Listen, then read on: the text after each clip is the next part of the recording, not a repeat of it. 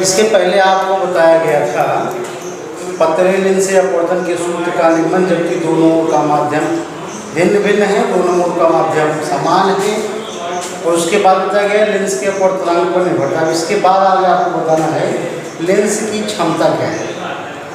Lens की क्षमता, lens के फोकल दूरी के व्युत्क्रम को लेंस की क्षमता कहते हैं। इसे कैपिटल P से प्रदर्शित करते हैं।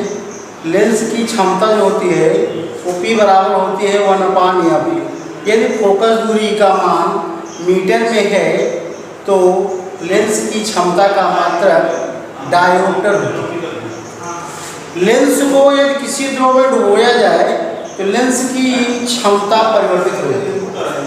लेंस को जब हम एक ऐसे द्रव में डुबोते हैं जिसका अपवर्तनांक लेंस के अपवर्तनांक से कम है तो लेंस की फोकस दूरी बढ़ जाती है, और लेंस की फोकस दूरी बढ़ जाने पर लेंस की क्षमता घट जाती है। उसी प्रकार यदि हम लेंस को एक ऐसे द्रव में डुबोएं जिसका अपवर्तनांक लेंस के अपवर्तनांक से अधिक है तो लेंस की फोकस दूरी ऋणात्मक होती है, अर्थात लेंस की प्रकृति बदल जाती है। उसके बाद है संयुक्त में रखे या संपर्क में रखे संयुक्त लेंस की फोकस दूरी। संयुक्त में दो प्रकार, जैसे कि आपको बताया गया था कि दो प्रकार का लेंस, उत्तल लेंस है और अवतल लेंस। पहले हम आपको बता रहे हैं यदि दोनों लेंस उत्तल है, दोनों लेंस उत्तल है तो दोनों लेंस उत्तल है तो L1 और L2 दो पतले उत्तल लेंस है जिसे संपर्क में इस प्रकार रखा गया है कि दोनों का ध्रुव समान है। लेंस के बाईं ओर बिंदुवत वस्तु O स्थित है। O का प्रतिबिंब पहले लेंस, मतलब जब लेंस L2 लेंस अनुपस्थित है तो पहले लेंस द्वारा O का प्रतिबिंब I' पर प्राप्त होता है। तब लेंस के फोकल दूरी के सूत्र से ये हो जाता है 1/V' माइनस 1/U = 1/F।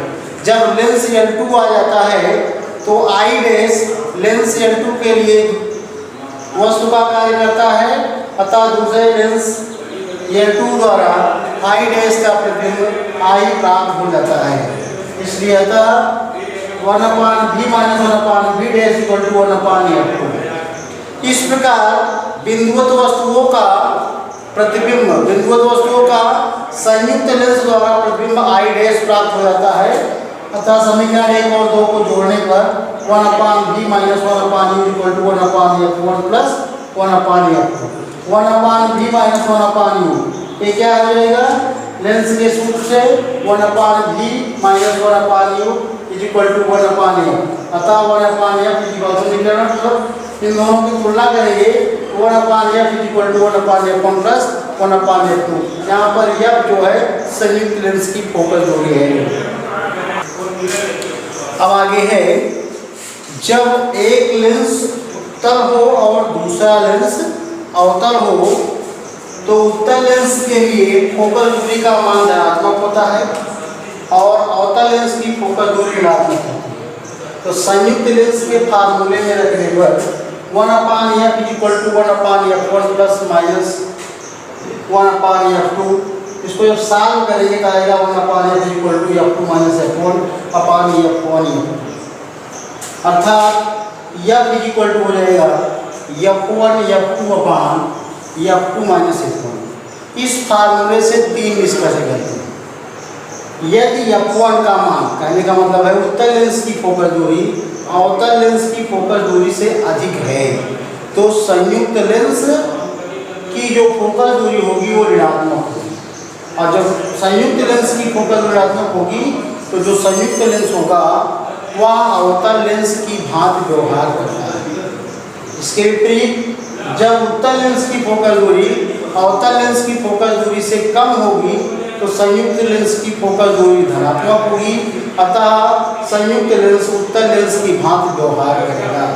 तीसरा है यदि उत्तल लेंस की फोकस दूरी अवतल लेंस की फोकस दूरी के बराबर है तो संयुक्त लेंस की फोकस दूरी अनंत हो जाएगी, अर्थात संयुक्त लेंस एक समतल प्लेट की भांति व्यवहार करता है। संयुक्त लेंस की क्षमता संयुक्त लेंस की जो क्षमता होती है, संयुक्त लेंस की क्षमता P बराबर P1 प्लस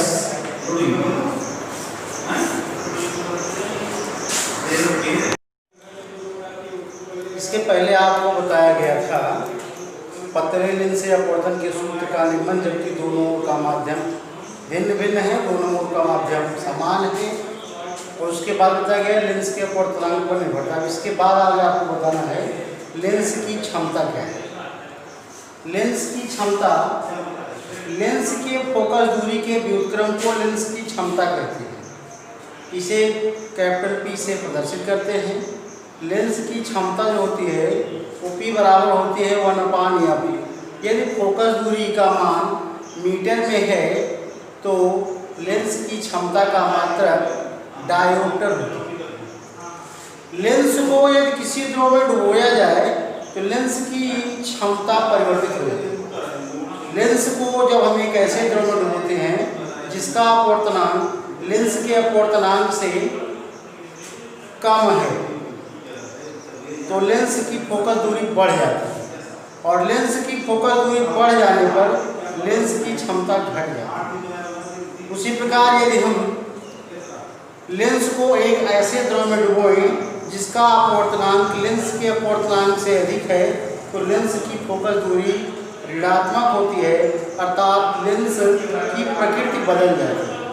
उसके बाद है संयुक्त में रखे या संपर्क में रखे संयुक्त लेंस की फोकस दूरी। संयुक्त में दो प्रकार, जैसे कि आपको बताया गया था कि दो प्रकार का लेंस उत्तल लेंस है और अवतल लेंस। पहले हम आपको बता रहे हैं ये दोनों लेंस उत्तल है, दोनों लेंस उत्तल है तो दोनों लेंस उत्तल है तो L1 और L2 दो पतले उत्तल लेंस है जिसे संपर्क में इस प्रकार रखा गया है कि दोनों का ध्रुव समान है। लेंस के बाईं ओर बिंदुवत वस्तु O स्थित है। O का प्रतिबिंब पहले लेंस, मतलब जब लेंस L2 लेंस अनुपस्थित है तो पहले लेंस द्वारा O का प्रतिबिंब I' पर प्राप्त होता है। तब लेंस के फोकस दूरी के सूत्र से ये हो जाता है 1/V' माइनस 1/U = 1/F। जब लेंस L2 आ जाता है तो I' लेंस L2 के लिए वस्तु का कार्य करता है, अतः दूसरे लेंस L2 द्वारा I' का प्रतिबिंब I प्राप्त हो जाता है। इसलिए अतः 1/V - 1/V' = 1/F। इस प्रकार बिंदुवत वस्तुओं का प्रतिबिंब, बिंदुवत वस्तुओं का संयुक्त लेंस द्वारा प्रतिबिंब I' प्राप्त हो जाता है। अतः समीकरण 1 और 2 को जोड़ने पर 1/V - 1/U = 1/F1 plus 1/F2। 1/V - 1/U ये क्या हो जाएगा? लेंस के सूत्र से 1/V - 1/U = 1/F। अतः 1/F समीकरण इन दोनों की तुलना करेंगे 1/F = 1/F1 प्लस 1/F2। यहाँ पर F जो है संयुक्त लेंस की फोकस दूरी है। अब आगे है जब एक लेंस उत्तल हो और दूसरा लेंस अवतल हो तो उत्तल लेंस के लिए फोकस दूरी का मान धनात्मक होता है और अवतल लेंस की फोकस दूरी ऋणात्मक होती है। तो संयुक्त लेंस के फार्मूले में रखने पर 1/F = 1/F1 plus minus 1/F2। इसको जब सॉल्व करेंगे तो आएगा 1/F = F2 - F1/F1। अर्थात F = हो जाएगा F1 F2 - F1। इस फार्मूले से तीन निष्कर्ष करते हैं। यदि F1 का मान, कहने का मतलब है उत्तल लेंस की फोकस दूरी अवतल लेंस की फोकस दूरी से अधिक है तो संयुक्त लेंस की जो फोकस दूरी होगी वो ऋणात्मक होगी, और जब संयुक्त लेंस की फोकस ऋणात्मक होगी तो जो संयुक्त लेंस होगा वह अवतल लेंस की भांति व्यवहार करता है। इसके विपरीत जब उत्तल लेंस की फोकस दूरी अवतल लेंस की फोकस दूरी से कम होगी तो संयुक्त लेंस की फोकस दूरी धनात्मक होगी, अतः संयुक्त लेंस उत्तल लेंस की भांति व्यवहार करेगा। तीसरा है यदि उत्तल लेंस की फोकल दूरी अवतल लेंस की फोकल दूरी के बराबर है तो संयुक्त लेंस की फोकल दूरी अनंत हो जाएगी, अर्थात संयुक्त लेंस एक समतल प्लेट की भांति व्यवहार करता है। संयुक्त लेंस की क्षमता, संयुक्त लेंस की जो क्षमता होती है, संयुक्त लेंस की क्षमता P बराबर P1 प्लस